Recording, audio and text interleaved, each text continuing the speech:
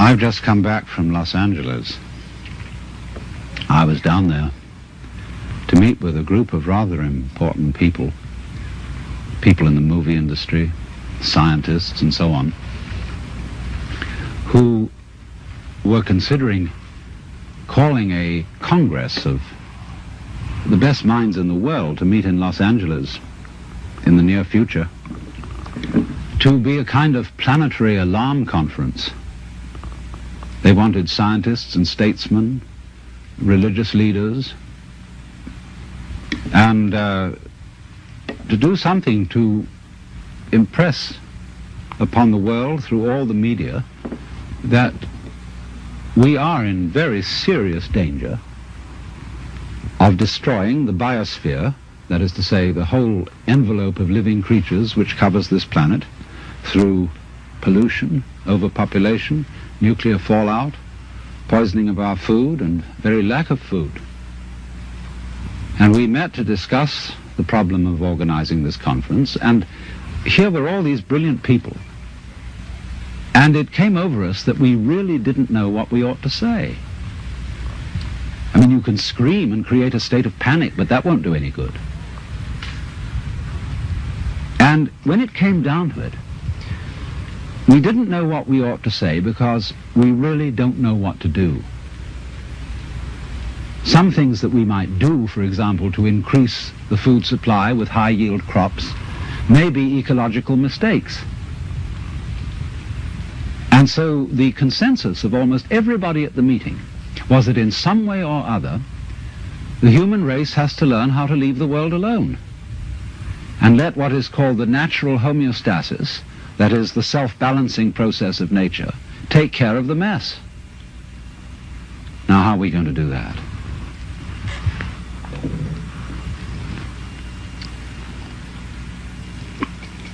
This is Japanese ceremonial tea. It's good on a cold day. See, our problem is we don't really know how to stop. We've got something started and we see it's going in a wrong direction. And I think the difficulty is, to borrow an old Chinese saying, that when the wrong man uses the right means work in the wrong way. In other words, there's something wrong with the way we think. And while that is there, everything we do will be a mess. Now, what is it that's wrong?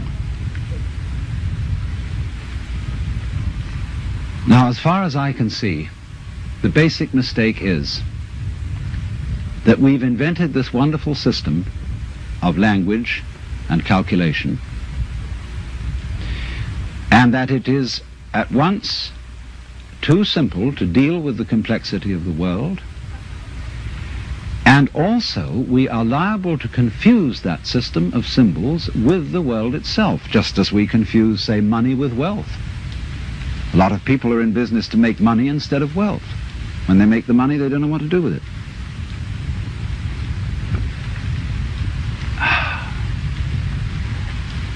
And so in the same way, we confuse happiness with status, and we confuse ourselves as living organisms which are one with this whole universe with something we call our personality.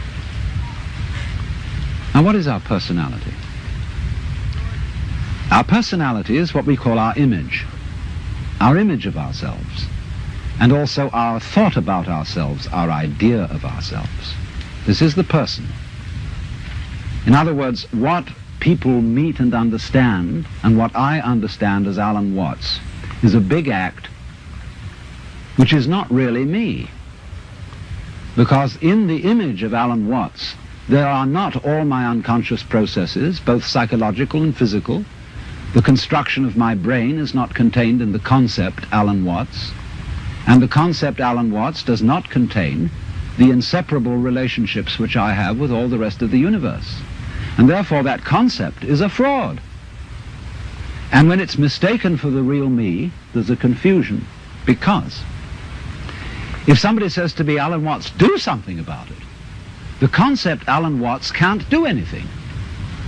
In other words, because it's only a concept, you can't make it lift a weight just as 3 is a concept. 3, the number. You can't make just plain 3 do anything. So also you can't wrap up parcels with the equator. It's a useful imaginary line, but it can't do anything. But we all feel that this concept of ourselves, which we call our personality or our ego, can do something. Because we think it really exists, and I'll tell you why we think it exists. What happens when you, if I were to say to you, now look hard at the television screen, really look at it. What do you do as distinct from just watching it in the ordinary way when you say, now I really got to see that? What do you do?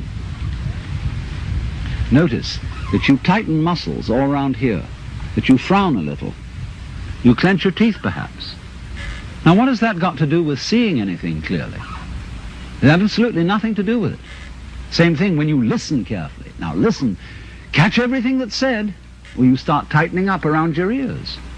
That has nothing to do with hearing clearly. Now from the moment we were little children, when teachers in class screamed at us, pay attention, we go tight in various ways. Either to see or hear more clearly, to concentrate, or to will something which is supposed to be difficult to do.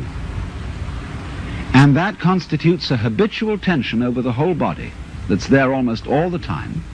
And that feeling of unnecessary tension is, as it were, the material sensation upon which we fasten this concept of I. We hang it on to that feeling. The concept is not us.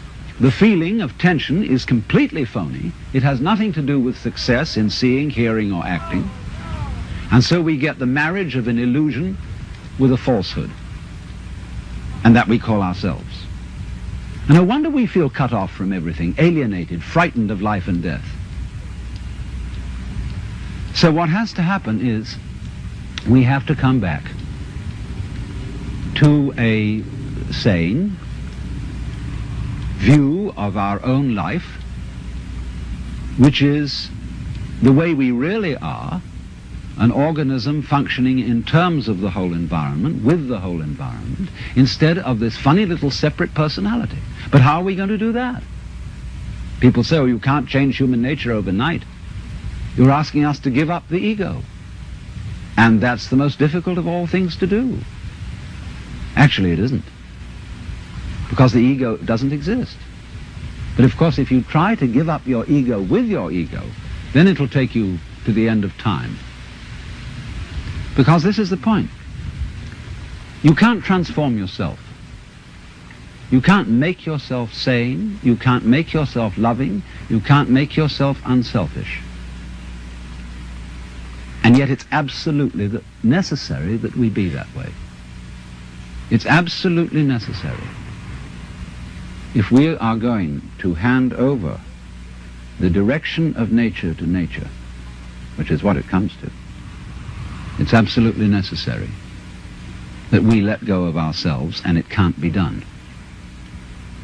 Not by anything that we call doing it, acting, willing, or even just accepting things. You can't do it. Why? Because you don't really exist as that kind of a separate ego or personality. It's just an idea based on a phony feeling. So when it comes down to it, it's shocking news for us, for the human race, for our pride. You're only making a mess by trying to put things straight. You're trying to straighten out a wiggly world, and no wonder you're in trouble. So you can't do anything. So you can't transform yourself. And what can you do? What happens then if you actually realize you've come to a dead end? And the human race has come to a dead end, in my opinion. What then? Commit suicide? Or is there something else? What happens when you just wait? There's nothing you can do. You watch. And all you see is what goes on that is happening of itself. You're breathing, the wind is blowing, the trees are waving, your blood is circulating, your nerves are tingling. It's all going on of itself. But you know, that's you. That's the real you. The you that goes on of itself. It's not the symbol. It's not the person. It's you that's happening, as when you breathe. Yes, you can get the feeling that I am breathing by shoving your breath, but your breath goes on day in and day out without your doing anything about it or even thinking of it. The same way your brain is functioning without your forcing it. So when you come to a dead end, and we are individually and socially now in 1971 at a dead end, this is the moment of which it is said man's extremity is God's opportunity. Because we have to stop. And when we stop, we find a world that is happening rather than being done, being shoved. And that happening, as distinct from doing, is our fundamental self. And our fundamental self is not something just inside the skin.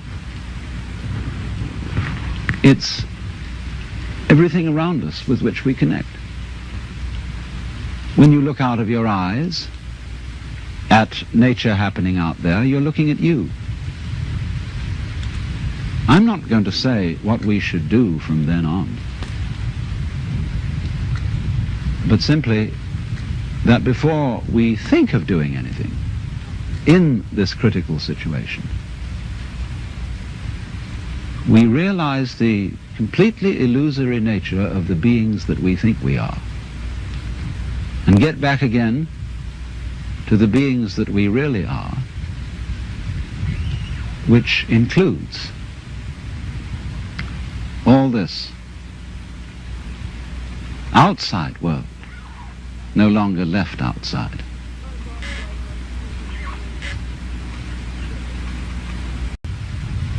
It strikes me more and more that our failure to feel at home in this astonishing brain in which we live is the result of a basic initial mistake in our thinking about the world, and is in turn the cause of what is beginning to look like the failure of our technology, of the fact that everything we're doing to try to improve the world was a success in the short run, made amazing initial improvements, but in the long run we seem to be destroying the planet by our very efforts to control it and improve it. And it strikes me that that is because we are really too simple-minded to understand what we're doing when we interfere with the natural world strongly and on a vast scale. We don't really interfere with it because that would suggest that we were something different from it, something outside. But I think what we're doing is we are understanding it in terms of languages, numbers, in terms of a logic which is too simple for the job, too crude for the job. To begin with, we understand everything in terms of words or numbers, and they're stretched out in rows, in lines. And our eyes have to scan those lines in order to understand them. But when I scan this view, I don't do it line by line by line. I see the whole thing at once. I take it in with, as it were, a wide-angle lens. But when I try to understand the world through literature and through mathematics, I have to scan lines. You know, that's why it takes us so long to get educated in school, because our eyes have to scan and organize miles and miles of print. And that takes us 20 years or more to get through it. But life happens, changes go on too rapidly for that. Because you see, in the world, everything is happening all together everywhere at once.